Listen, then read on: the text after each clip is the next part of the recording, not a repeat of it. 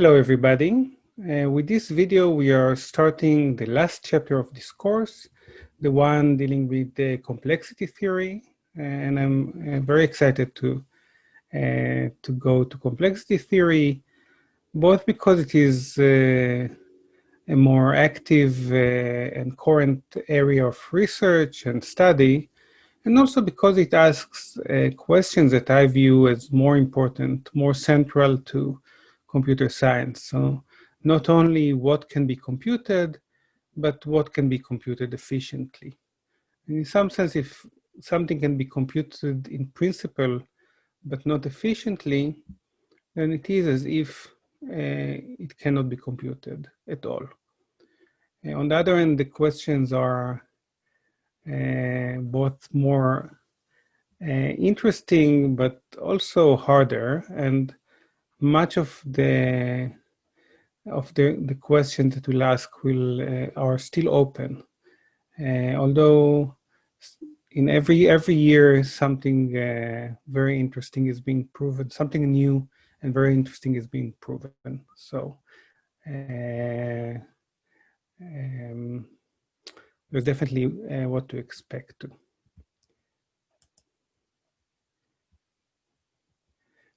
Okay, so we'll go back to the very basic aspects of Turing machines, but now we will not discuss the question of whether problems are decidable or not.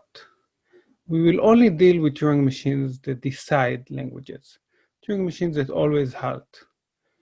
And then we'll ask ourselves, how much time do they take to conduct their computation? How much time it takes for them to decide?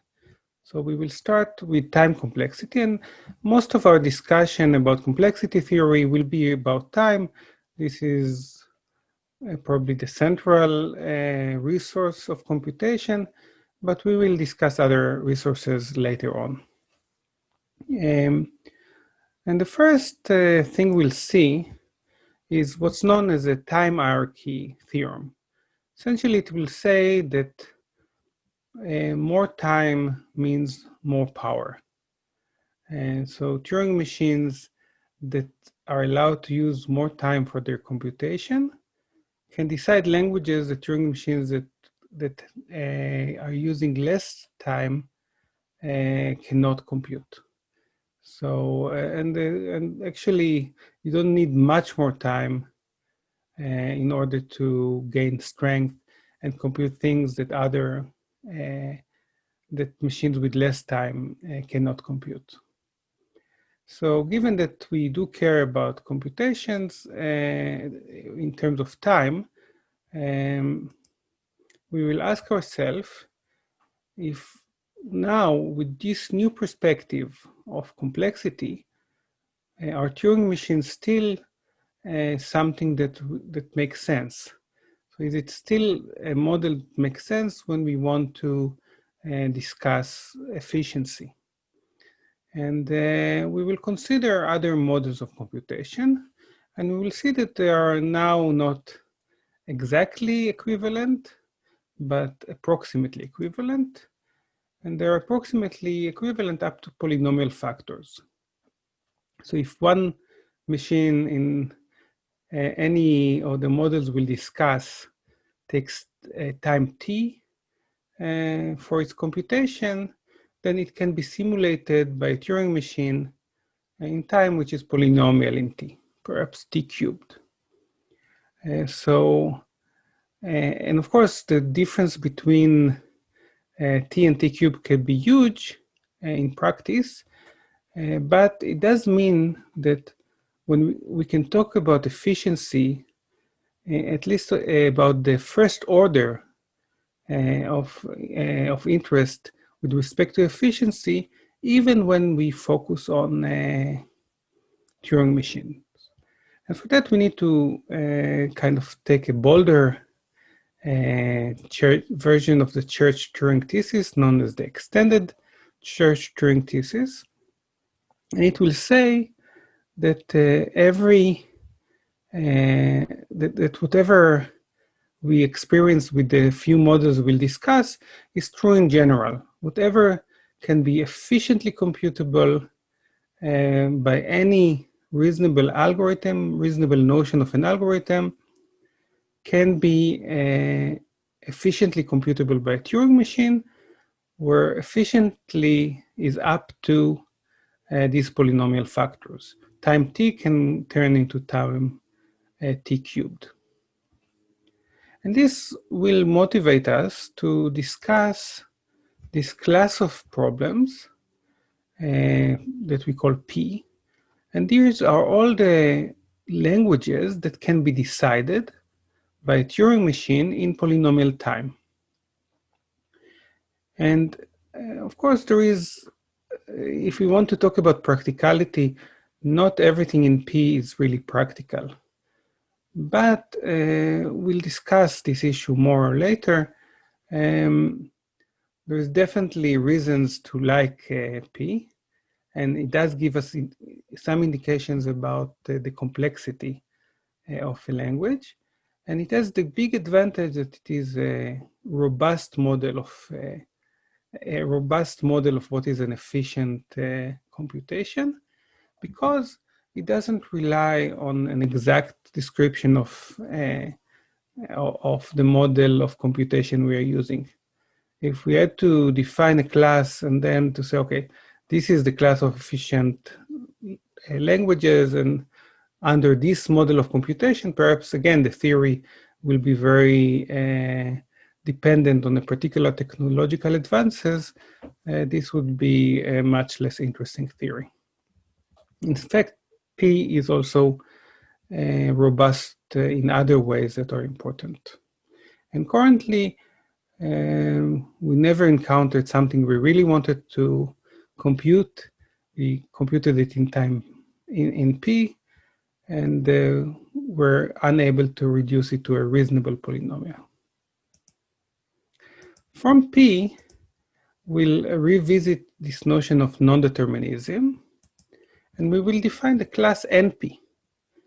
So if P is the class of languages that can be decided in polynomial time, NP are the classes of problems that can be verified in polynomial time. So we can formally define it as a class of problems that can be recognized in polynomial time by a non-deterministic Turing machine, but we would rather view it as the class of problems that their solutions can be verified in polynomial time. So for example, if you remember the coloring problem from one of the first videos, this is an example of a problem that perhaps finding a solution, finding a coloring is hard, but verifying that a particular coloring is valid is easy.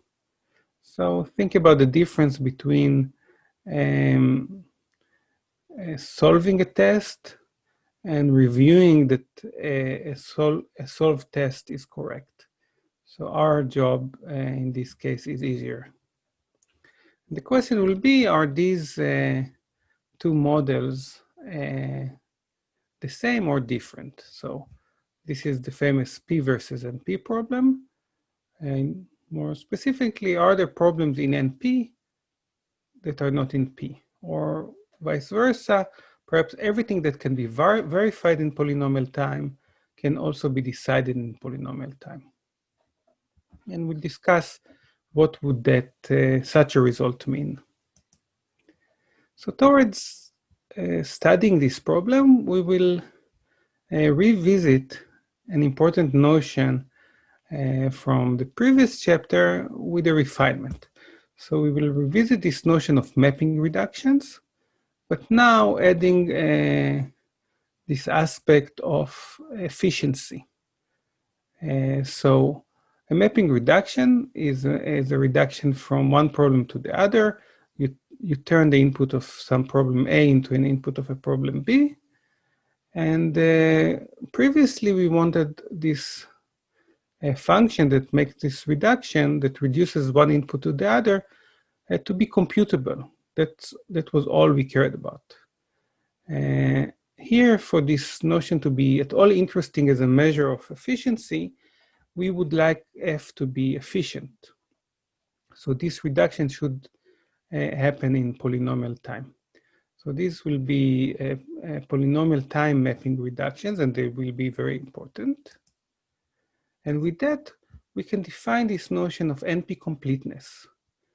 An NP-complete problem is one where everything within NP can be reduced to it in polynomial time. This means that if we have a polynomial time solution for this problem, to this NP-complete problem, we can solve all of NP in polynomial time. And for this to be true, we need the reduction to be polynomial time by itself. Essentially, you reduce in polynomial time your input to an input of L, and you solve the problem at L. So an NP-complete problem is is the hardest, or at least is not easier than any other problem within NP. This will bring us to the famous Cook-Levin theorem. The Cook-Levin theorem tells us that there exists a problem that is NP-complete. Of course, this notion of NP-completeness is great, but if there is no problem that everything can be reduced to it, then there is no point in this definition. Cook and Levin will show us that there is such a problem, in particular satisfiability of Boolean circuits or Boolean formulas. And we'll discuss it later. And now, just like ATM was the first example of a problem that's not decidable, and with that, we got many other problems that are not decidable. Satisfiability will be an example of a problem that is not that is NP-complete. And using again this notion of polynomial time mapping reductions, we will be able to create an entire realm of problems that are NP-complete. So it turns out that if at the beginning we were worried that perhaps we won't find any NP-complete problem, we can actually now know that there are many, many NP-complete problems. And in fact, there are NP-complete problems in any area that you care about.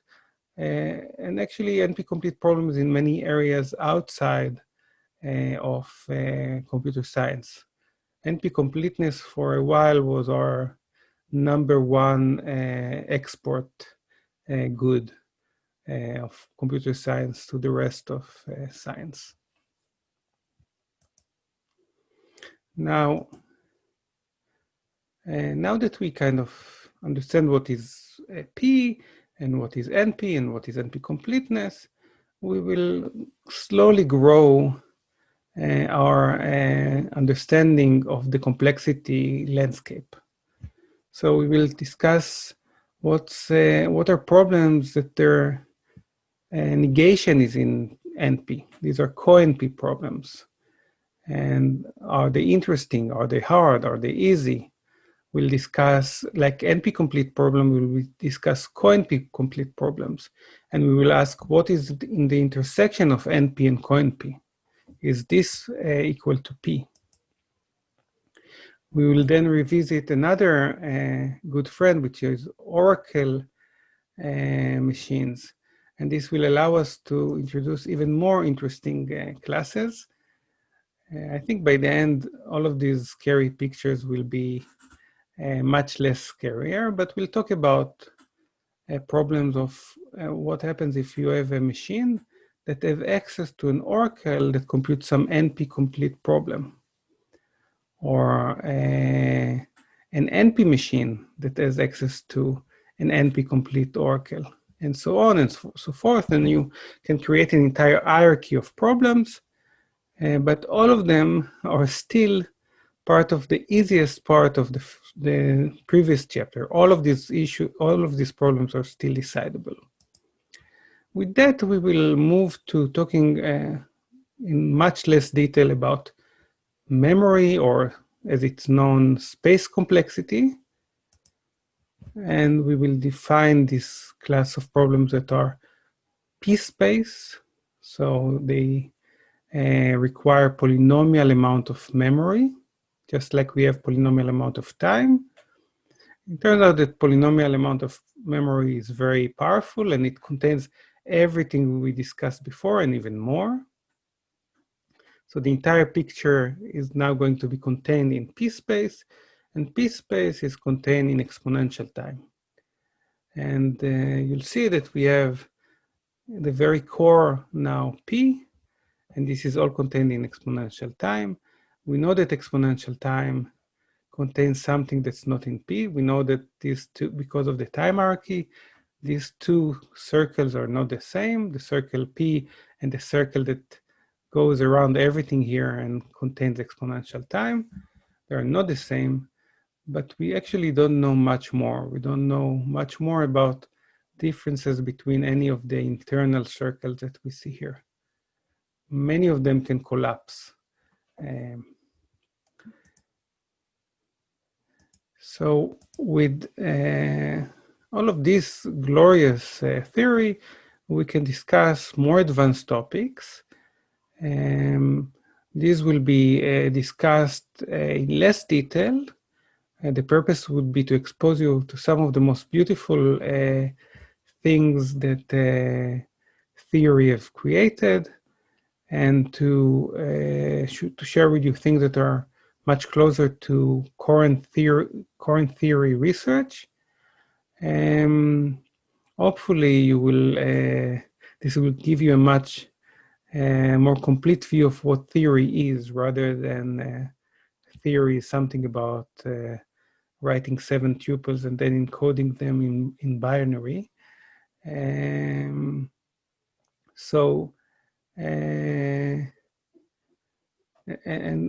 all of these topics can be explored in other Stanford courses that I will be happy to recommend. So we'll talk about probabilistically checkable proofs, which is an amazing notion of a proof that can be verified by sampling only a few bits of the proof, rather than the standard proofs that we need to go step by step and verify everything. Probabilistically checkable proof can be verified with very few probes into the proof. We'll talk about the relation of that to NP hardness of approximation. So not only computing things exactly is hard, but with the same kind of hardness, approximating solutions for things is hard. We will discuss this notion of interactive proofs. Probabilistically checkable proofs contain already randomness. Interactive proofs will contain interaction. So it's more like an interrogation between a prover and a verifier.